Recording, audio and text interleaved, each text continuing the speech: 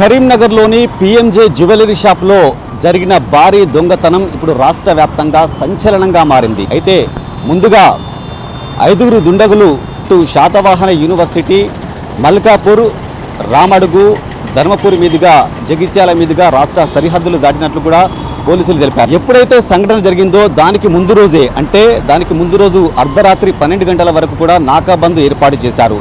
Karimnagar commissionerate వ్యాప్తంగా కూడా మొత్తం అర్ధరాత్రి 12 గంటల వరకు కూడా నాకాబంద్ ఏర్పాటు చేశారు. నాకాబంద్ ఏర్పాటు చేసిన గంటల వ్యవధిలోనే ఈ సంఘటన జరగడంతో మాత్రం ఒక్కసారిగా కరీంనగర్ ఉలిక్కి పడింది.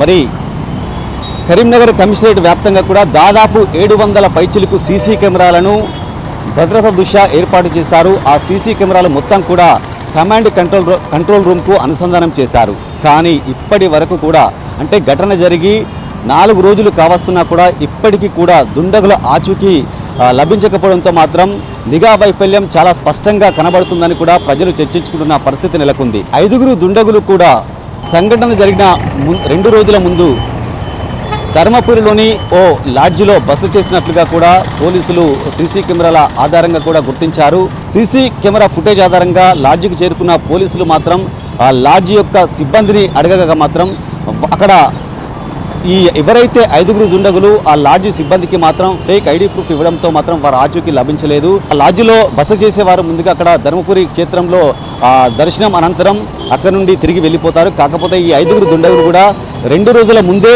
ధర్మపురిలోని ఆ లాడ్జికి చేరుకొని అక్కడి నుంచిలే పక్కాగా ప్లాన్ చేసి రెక్కి నిర్వహించి మరీ ఈ దొంగతనానికి పాల్పడినట్లుగా కూడా పోలీసులు అనుమానిస్తున్నారు. ఆ కోణంలో కూడా దర్యాప్తు ముమ్మరం చేస్తున్నారు. అయితే ఎప్పుడైతే ఆదివారం ఉదయం 11 గంటల ప్రాంతంలో ఈ సంఘటన జరిగిందో 5 దుండగులు ప్రవేశించి వారిపై కాల్పులు జరిపి బంగారు ఆభరణాలను తీసుకెళ్లిన క్రమంలో మాత్రం దుండగులు అక్కడ ఒక బ్యాగును వదిలి వెళ్లారు. బ్యాగుపై మాత్రం ఐ లవ్ నందూర్బార్ అనేది రాసి ఉండడంతో మాత్రం పోలీసులు ఆ దిశగా ఇన్వెస్టిగేషన్ ప్రారంభించారు. అయితే ఈ ఇన్వెస్టిగేషన్లో కూడా ఆ బ్యాగ్ అనేది కీలకంగా మారనుందని కూడా పోలీసులు తెలిపారు.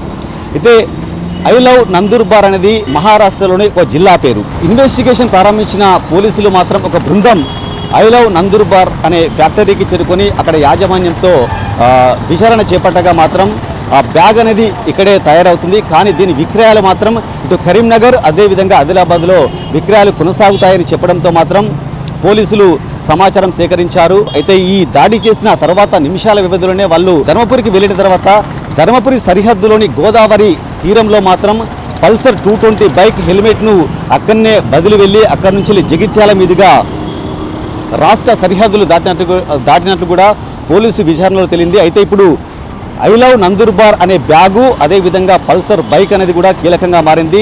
మరి పల్సర్ బైక్ అదేవిధంగా హెల్మెట్ బ్యాగును కూడా ఇప్పటికే పోలీసులు కలెక్ట్ చేసుకున్నారు. మరి మిగతా ఇంకొక అపాచీ బైక్ ఎక్కడుంది, ఎక్కడ వదిలి వెళ్లారనే కోణంలో కూడా ఇన్వెస్టిగేషన్ ముమ్మరం చేశారు. 5 దుండగులు కూడా పక్కగా ప్లాన్ నిర్వహించి అంటే ఈ హైవే రోడ్డుపై వెళ్తే పోలీసులు ఈజీగా పట్టుకుంటారనే కోణంలో వాళ్ళు మొత్తంగా మాత్రం వాళ్ళు గ్రామీణ ప్రాంతాలనే ఎంచుకొని చోరీ అనంతరం మాత్రం గ్రామీణ ప్రాంతాల గుండానే వెళ్ళినట్లు కూడా పోలీసులు దానికి సంబంధించిన సీసీ కెమెరా ఫుటేజ్ను కూడా కలెక్ట్ చేసుకుని దాని ప్రకారం మాత్రం ఇటు ఇన్వెస్టిగేషన్ అయితే ప్రారంభిస్తున్నారు. అయితే ప్రాథమికంగా కూడా అందులో ఉన్న వ్యక్తులు కొందరిని ఇప్పటికే 2 గుర్తించారు. వాళ్ళు బీహార్కు చెందిన ఒక ముఠాగా గుర్తించారు. మిగిలిన వ్యక్తులు ఏ రాష్ట్రానికి చెందిన వారనే కోణంలో కూడా దర్యాప్తు వేగవంతం చేశారు. దానికి సంబంధించిన వారి ఫోటోలను కూడా పోలీసులు వాళ్ళు విడుదల చేయడం జరిగింది. ఈ భారీ చోరీ మాత్రం పోలీసులకు ఒక సవాల్గా మారిందని చెప్పవచ్చు. ఎందుకంటే కరీంనగర్ జిల్లాలో ఇంతవరకు కూడా ఇలాంటి కేసు ఒక్కటి కూడా నమోదు కాకపోవడంతో ఇది పోలీసులు చాలా ఛాలెంజ్గా స్వీకరించారు. ఎందుకంటే తెలంగాణ రాష్ట్ర వ్యాప్తంగా కూడా వాళ్ళు దాడి చేసి బంగారు ఆభరణాలు చోరీ చేసుకపోవడంతో మాత్రం పోలీసులకు ఈ కేసు సవాల్గా తీసుకున్నారు. ఎట్టి పరిస్థితుల్లో కూడా దుండగులను పట్టుకుని తీరుతామని కూడా పోలీసులు తెలుపుతున్న పరిస్థితి నెలకొంది. కెమెరా పర్సన్ సంజీవ్తో శ్రీనివాస్, మైత్రి ఛానల్, కరీంనగర్.